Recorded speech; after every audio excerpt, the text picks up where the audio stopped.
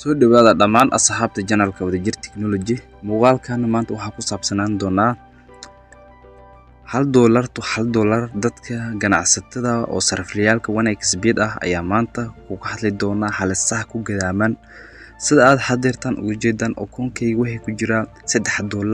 iyo 70 sentiyo marka aan soo gelinayay waxa ahaayeen $4 oo kumbad ah. marka maanta waxaan baroogayay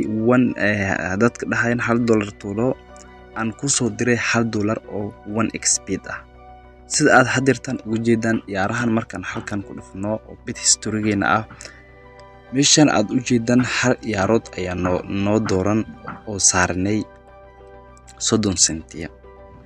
yaartan oo nahayd Everton iyo Manchester oo way badis ah iyo Tottenham oo double chance waa badinay misbareeje gale ah iyo waxa halkan noo yaalo Manchester United iyo Watford oo Watford ay waxaan ku sugayaa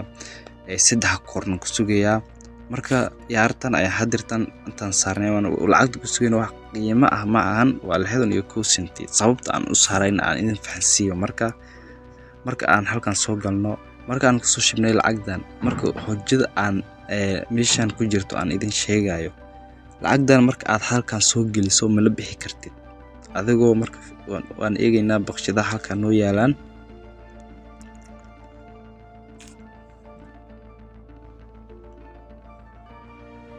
marka sida aad u jeedaan lacagdan waad u jeedaan baqshada halkan noo taalo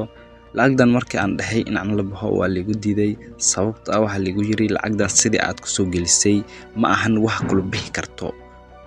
marka waa inaad saartaa marka meelahan ma doonayo in hadeetan aan akhriyo waa inaad saartaa sharad aan ku yareen $1 haddii sharadka $1 aad saarto 10 senti aan ku yareen horta waa inaad saartaa ku bacdeen wintaada iyo loostaada la arkaa markaas ayaa waxa la yidhay lacagdan la bixi kartaa lacagdan ku yar ma la bixi kartid